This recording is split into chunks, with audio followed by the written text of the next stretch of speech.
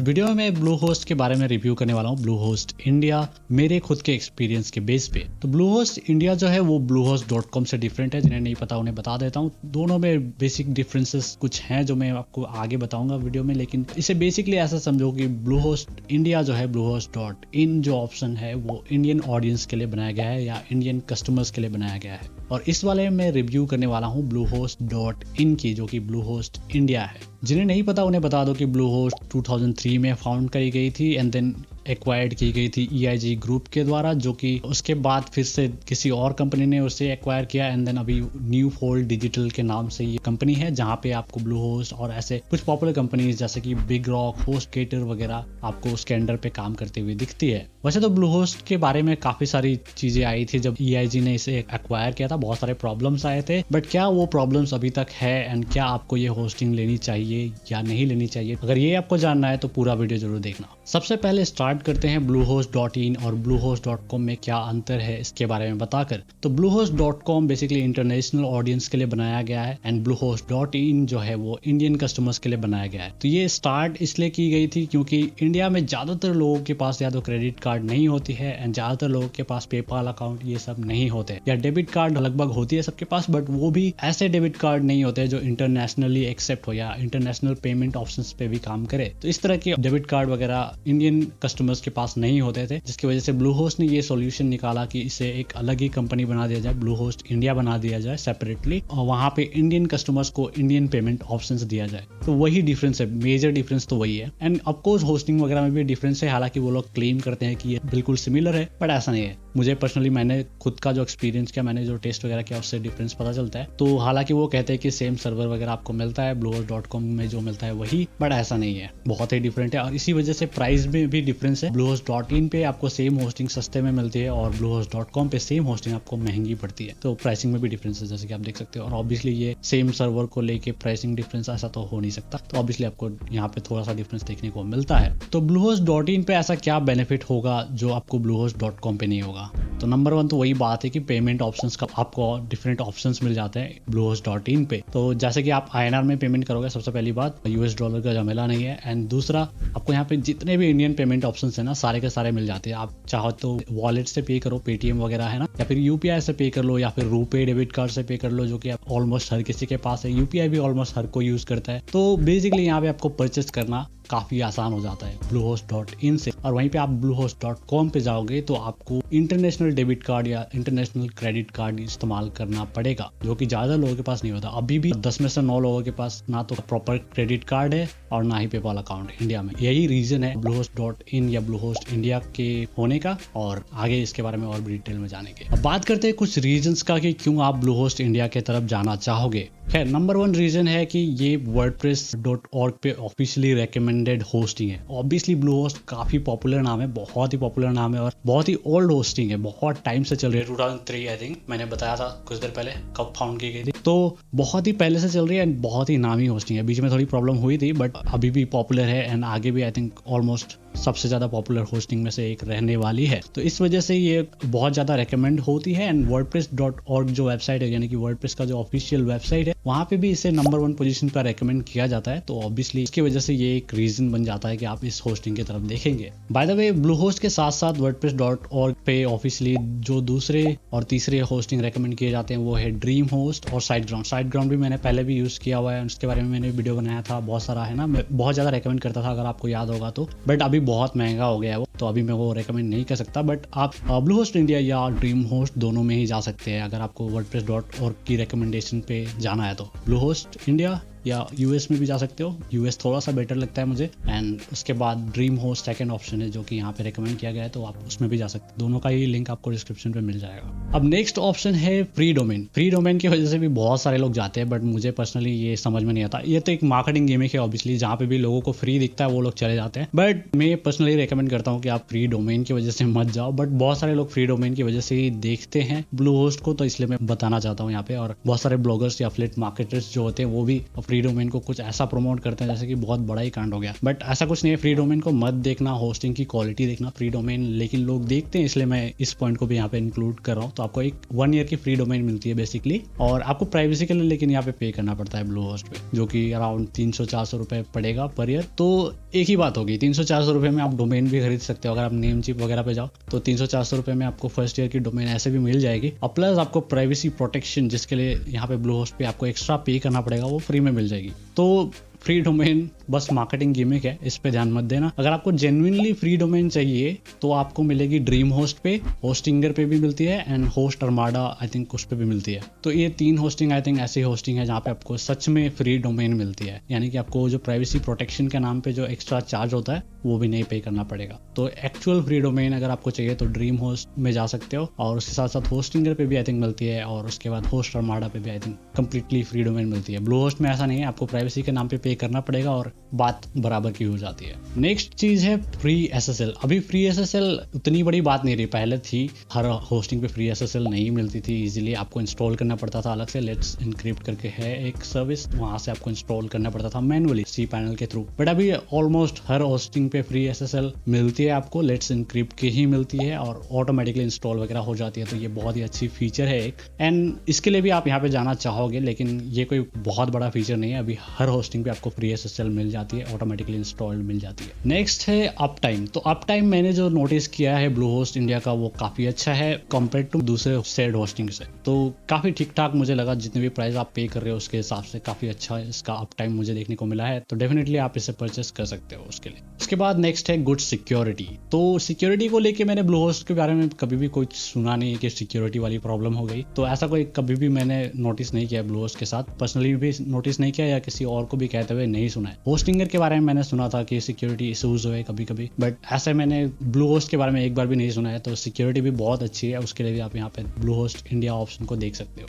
Blue host पे inbuilt catching control भी मिल जाता है, डैशबोर्ड से ही आप कैचिंग को कंट्रोल कर सकते हो। एंड ऑब्वियसली आप अपने वेबसाइट पे मतलब प्लगइन यूज करना चाहो जैसे कि WP Rocket, ये बेस्ट कैचिंग प्लगइन है और ये मैं रेकमेंड भी करता हूँ यूज करना। तो इस तरह के प्लगइन्स भी इस्तेमाल कर ही सकते हो, बट इनबिल्ट कैचिंग कंट्रोल भी मिलती है डैशबोर्ड पे, तो ये भी एक रीजन होती है बहुत लोग ब्लू होस्ट को प्रीफर करते हैं खरीदते वक्त। नेक्स्ट रीजन है अफोर्डेबल होस्टिंग। तो ऑब्वियसली प्राइस यहाँ पे बहुत बड़ी फैक्टर है, बहुत सस्ती होस्टिंग है ब्लू होस्ट पे, सबसे सस्ती होस्टिंग्स में से एक है ये। आई थिंक होस्टिंगर भी थोड़ी सी महंगी है, लेकिन उनका स्टार्टिंग प्लान जो है वो थोड़ा सस्ता है आई थिंक। लेकिन अगर जनरली कंपेयर करें ओवरऑल तो आई थिंक सबसे सस्ती होस्टिंग में से एक है। ड्रीम होस्ट भी काफी सस्ता है, दोनों में काफी तगड़ा कॉम्पिटिशन है, बट पर्सनली मुझे लगता है bluehost.in काफी सस्ता है। तो ये भी एक रीजन है, अफोर्डेबल होस्टिंग एक रीजन है कि आप ब्लू होस्ट इंडिया की तरफ देखोगे। Next Indian payment options. I think मैंने इसके बारे में ऑलरेडी बहुत ज्यादा बात कर ली, तो मैं यहाँ पे ज्यादा नहीं बोलूंगा, बट ये भी एक रीजन है जिसकी वजह से बहुत सारे लोग ब्लू होस्ट इंडिया की तरफ देखते हैं, क्योंकि हर किसी के पास वो पेमेंट ऑप्शन नहीं है जिससे वो इंटरनेशनल पेमेंट सर्विस का इस्तेमाल करते हुए मतलब कोई भी होस्टिंग परचेस करे, जैसे ग्रीन गिग्स हो गई, साइड ग्राउंड भी, और उसके साथ साथ bluehost.com वाली वर्जन। तो इस तरह के होस्टिंग परचेस करना हर किसी के लिए पॉसिबल नहीं होता है, क्योंकि उनके पास प्रॉपर इंटरनेशनल कार्ड या पेमेंट ऑप्शंस नहीं होते। तो ये भी एक रीजन बन जाता है ब्लू होस्ट की तरफ देखने के लिए, ब्लू होस्ट इंडिया की तरफ देखने के लिए। नेक्स्ट और एक जो रीजन है वो है मनी बैक गारंटी। वैसे तो आजकल हर होस्टिंग पे ही मनी बैक गारंटी मिलती है आपको, ऐसा कोई टेंशन लेने वाली बात नहीं है। bluehost.in पे भी आपको मनी बैक गारंटी मिल जाती है, तो आपको अपने पैसे लगाने पे ज्यादा सोचना नहीं पड़ता, तो वो भी एक अच्छी चीज है। उसके बाद 24/7 आपको सपोर्ट मिल ही जाती है, चाहे लाइव चैट की बात हो या फिर कॉल की सपोर्ट की बात हो, और ऑब्वियसली हिंदी में भी सपोर्ट मिल जाती है क्योंकि इंडिया के लोग ही होते हैं। तो ये भी एक बहुत ही बड़ा प्लस पॉइंट है bluehost.in का। अगर आप इंडियन कस्टमर सपोर्ट चाहते हो तो डेफिनेटली आपको यहाँ पे वो मिलती है, और इससे काफी फर्क पड़ता है। एंड और एक रीजन है जिसकी वजह से लोग bluehost.in पे जाते हैं, वो है GST टैक्सेशन के लिए हेल्प हो जाती है, GST इनवॉइस मिल जाती है आपको, तो वो भी एक प्लस पॉइंट है यहाँ पे। अब बात करते हैं कुछ इंपॉर्टेंट चीजों की जो कि आपको जान लेनी चाहिए अगर आप bluehost.in या bluehost इंडिया परचेस करने की प्लानिंग कर रहे हो। शुरुआत करते हैं सर्वर रेस्पॉन्स टाइम से। तो इसका जो सर्वर रेस्पॉन्स टाइम है वो ठीक ठाक है सेड होस्टिंग के मुकाबले। किसी भी सेड होस्टिंग पे लगभग मैंने जो नोटिस किया है वो 300 मिलीसेकंड के आसपास ही सर्वर रेस्पॉन्स टाइम होता है ऑन एवरेज, और यहाँ पे भी वैसा ही कुछ देखने को मिला मेरे टेस्ट पे। मेरे टेस्ट पे मैंने जो पाया है वो है 35 मिली सेकेंड से लेके 373 मिली सेकेंड्स के आसपास इसकी सर्वर रिस्पॉन्स टाइम थी, जो कि एक शेयर्ड होस्टिंग इस प्राइसिंग के लिए काफी अच्छा माना जाता है। तो डेफिनेटली ये बहुत ही अच्छा है bluehost.in पे। नेक्स्ट बात करते हैं वेबसाइट लोडिंग स्पीड की। तो यहाँ पे मैं थोड़ा सा डिसअपॉइंटेड हूँ। मुझे पर्सनली लगता है कि bluehost.in पे वेबसाइट उतनी फास्ट लोड नहीं होती जितनी कि दूसरे होस्टिंग पे आपको देखने को मिलती है, बट कोई मेजर डिफरेंस नहीं है, तो ये भी आप कंसिडर कर सकते हो। बट जो मैंने नोटिस किया वो मैंने बता दिया। जैसे कि होस्ट अर्माडा मैं जो यूज करता हूँ उसमें मैंने स्पीड रीपर प्लान ले रखा है, वो थोड़ा मुझे फास्ट लगता है, बट यहाँ पे मुझे ऐसा कुछ देखने को नहीं मिला। बाय द वे मैंने जितने भी टेस्ट कर रखे हैं या जो भी चीजें मैं बता रहा हूँ वो मैंने चॉइस प्लस वाला प्लान ले रखा था ब्लूहोस्ट का, तो उसके बेस पे ही मैं आपको बता रहा हूँ। तो याद रखना कि मैं चॉइस प्लस जो प्लान है ब्लूहोस्ट का उसी के बेस पे बता रहा हूँ। प्रीमियम प्लान में से एक है, तो ऑब्वियसली इसमें बेटर एक्सपेक्टेशन थी मेरी, बट होस्ट अर्माडा से वेबसाइट लोडिंग स्पीड में ये थोड़ी सी पीछे रह जाती है। अगर आपको डिटेल रिव्यू देखना है, नंबर वगैरह भी देखना है, तो मैं एक ब्लॉग पोस्ट पे लिंक कर दूंगा जो कि मैंने कुछ ही दिनों पहले लिखी थी। आप उस ब्लॉग पोस्ट पे भी जा सकते हो, उसे मैं अपडेटेड रखूंगा और वहाँ पे आपको प्रॉपर नंबर वगैरह देखने को मिल जाएगी कि स्पीड कितनी थी, मतलब टेस्ट स्क्रीनशॉट वगैरह। वैसा वीडियो में भी मैं डाल दूंगा अगर हो पाएगा तो, बट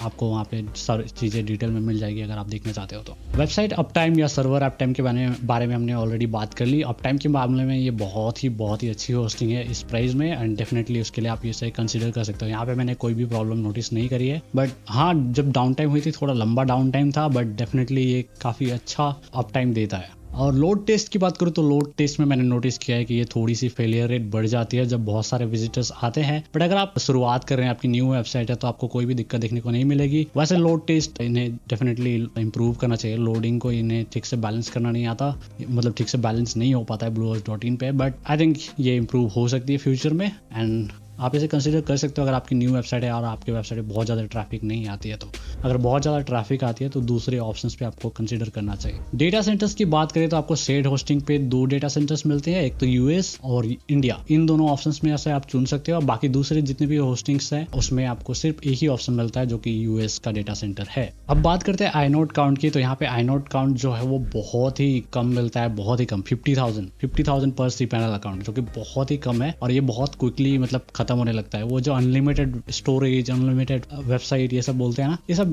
बेसिकली मार्केटिंग गिमिक होती है, ठीक है, कुछ भी अनलिमिटेड नहीं होता है। तो वैसा ही आपको यहाँ पे आईनोड का लिमिट रहता है, फाइल साइज में लिमिट नहीं रहता, बट आईनोड में लिमिट रहता है, जिसकी वजह से आपका जो स्टोरेज वाला इशू है ना वो शुरू हो जाएगा। 50,000 आईनोड जो है बहुत ही जल्दी पहुंच जाता है, बहुत कम फाइल्स अपलोड करते ही पहुंच जाता है और फिर आपको दिक्कत होना स्टार्ट हो जाएगी। तो अगर आप बहुत सारे फाइल्स अपलोड करने वाले हो, इमेजेस वगैरह हैन तेन, तो डेफिनेटली आपको इस चीज को कंसिडर करना चाहिए। दूसरे होस्टिंग पे आपको ज्यादा आईनोड मिलते हैं, यहाँ पे बहुत ही कम है, 50,000। और जैसे मेरे होस्ट अर्माडा की जो अकाउंट है मेरी, उसमें आई थिंक 3 लाख समथिंग है आईनोड काउंट। तो आप देख सकते हो यहाँ पे आपको सिर्फ 50,000 मिलती है, एंड इसकी सॉफ्ट लिमिट जो है वो 2 लाख है। बट सॉफ्ट लिमिट का बेसिकली ये मतलब कि आप उसके बाद भी आपकी वेबसाइट लाइव रहेगी और आप काम कर सकते हो, लेकिन आपके अकाउंट पे बहुत सारे प्रॉब्लम्स आते हैं। मेरे साथ हुआ है, मैंने नोटिस करी है। जैसे ही आप सॉफ्ट लिमिट क्रॉस करते हो, 50,000 I think inode limit cross करने के बाद में कुछ प्रॉब्लम्स आनी शुरू हो जाती है आपकी वर्डप्रेस वेबसाइट पे, यूजेबल नहीं रहता। बेसिकली आप यूज कर सकते हो तब भी कुछ चीजें चलती रहती है, बट बहुत सारी प्रॉब्लम्स देखने को मिलती है। तो आईनोड लिमिट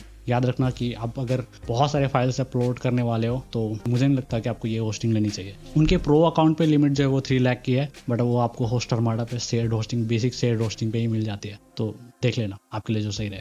और प्राइसिंग की बात करें तो इसकी प्राइसिंग जैसे कि मैंने पहले भी बताया बहुत ही सस्ती है। आप 179 रुपीज पर मंथ से स्टार्ट कर सकते हो, जो कि बहुत ही सस्ती है, एंड डेफिनेटली आप ट्राई कर सकते हो। ये शेयर्ड होस्टिंग की प्राइस बता रहा हूँ, by the way WordPress hosting और शेयर्ड होस्टिंग दोनों सेम ही होते हैं, दोनों की प्राइसिंग भी सेम है। और दूसरी होस्टिंग्स पे प्राइस थोड़ी डिफरेंट है, बट अगर आप ये वीडियो देख रहे हो तो मुझे लगता है कि आप जस्ट स्टार्ट ही कर रहे हो, उस केस में आपको 179 पर मंथ वाली प्लान आपके लिए एनफ रहेगी। वैसे तो मैं रेकमेंड करूंगा कि चॉइस प्लस जो प्लान है उसी के साथ जाना, आप देख लेना कि आपके लिए कौन सी सूटेबल है और उसी के साथ चले जाना। स्टार्टिंग प्राइस है 179, जो कि काफी सस्ता है। अब कुछ प्रोज एंड कॉन्स के बारे में बात करते हैं। तो pros, good uptime, good backup option, easy to use dashboard है और cPanel आपको मिल जाती है, 24/7 call and live chat support मिल जाती है, अफोर्डेबल प्राइसिंग है, GST इनवॉइस मिल जाता है, इंडियन पेमेंट ऑप्शन से, और डेटा सेंटर्स में इंडियन सर्वर्स भी इंक्लूडेड है और यूएस का डेटा सेंटर भी मिल जाता है अगर आपको यूएस ऑडियंस को टारगेट करना है। कॉन्स की बात करूँ तो स्लोअर लोड टाइम है अपने कंपेटिटर्स के मुकाबले, बैड लोड हैंडलिंग है, लोड हैंडलिंग ठीक से नहीं होती, यानी कि बहुत सारे विजिटर्स आ गए तो आपकी वेबसाइट पे फेलियर रेट बढ़ जाती है।